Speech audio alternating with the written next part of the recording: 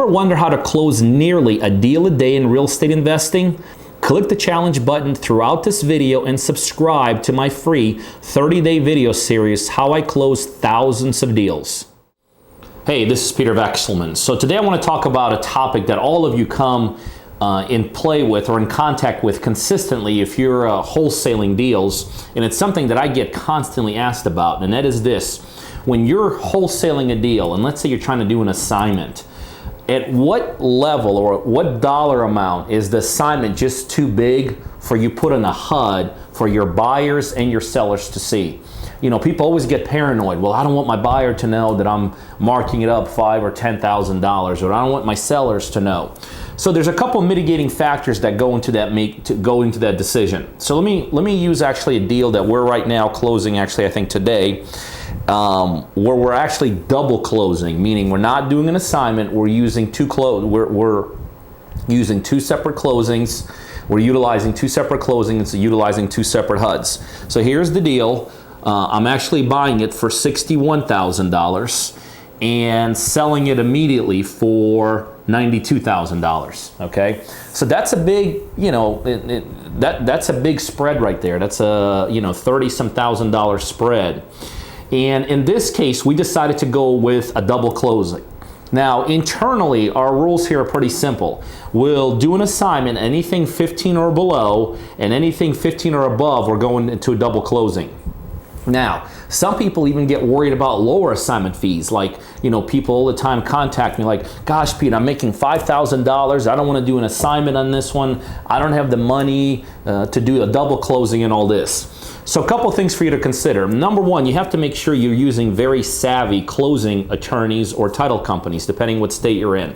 A good closing attorney, a good title company is able to kind of so-called hide these assignment fees. So what I always recommend is you always want your closing agents to put your assignment fee, no matter how big or how small, on the second part of the HUD towards the bottom of the HUD.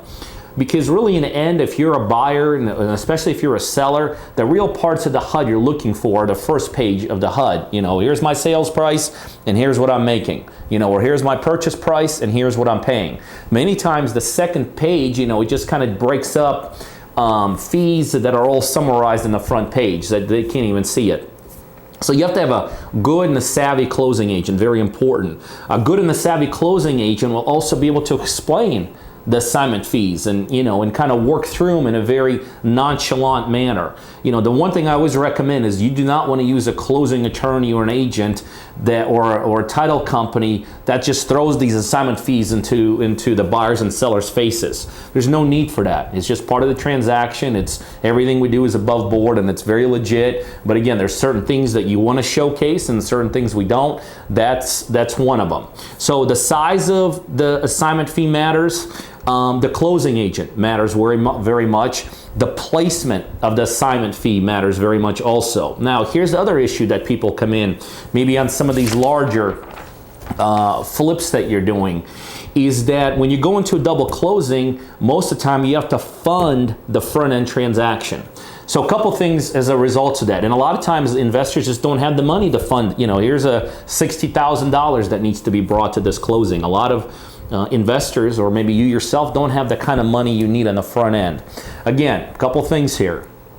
There's things called transactional funding, and all you have to do is just Google for them. These are companies literally all over the United States that fund back-to-back closings. I'm actually a transactional funder myself, so I could fund anybody's A to B, B to C transaction as long as it's set up correctly. So transactional funding is one solution to having to bring money to closing. Number two, again, going back to having the right closing agent or the right title company. In a cash transaction, when you're working with cash transactions, a good closing attorney should be able to use the B2C funds to funnel through to A to B. Now, if you have a mortgage involved on the B2C side, then that cannot be, 99% of the time, those funds cannot be used. So either use transactional funding when you need the money and you don't have the money, or if you're working with a cash transaction on the B2C side, a good closing attorney or a good title company should be able to just funnel that money all the way through one of the things we do when we work with our closing attorneys is that we make sure that our closing attorneys can funnel the B2C down to A. Now, in certain regards, the B2C people do not want their funds to be used, because when these transactions are done the right way, you have to disclose that the B2C funds will be used for the A to B funds. And usually it's just a document that the actual purchaser signs on the back end, knowing their money has to be, will be used to funnel through. Again, some buyers, they don't want that to happen. No big deal. Obviously, we have no problem funding these ourselves. And if that happens to you, or they don't want those funds to be used, then you got to go into a transactional mode. So those are the things that you want to consider. Now, let's tell you something else that almost overshadows almost all of these things I've been talking about. And that is what we do here. And that is we always disclosing to everybody, our sellers, our buyers, exactly what's going on. See, in a transaction like this, even though we are using a double closing just because the enormity of this transaction in terms of the profit margin, but the bottom line is, guess what? Our seller here knows exactly what we're doing in this transaction. That we're actually not stepping in ourselves, but we're moving this property to a third-party investor. So there's no surprise for them, even if we did have to go into an assignment. And guess what? Our buyers, they know exactly what's going on too. So the ultimate way to make sure that you have security that these transactions don't fall apart, always disclose to your sellers, to your buyers, exactly how the transactions are structured. And that is the ultimate way to negate any kind of issues that can come up with closings when you're doing assignments. I hope that helps. Hey, you guys know what we do here. We do a ton of deals, and I have a one-on-one coaching program where I coach people just like you to help become very successful real estate investors. So if you're a buyer, or you know other buyers literally all over the world that are looking for deals in a Georgia market, specifically concentrated towards Atlanta, you need to be on our buyers list.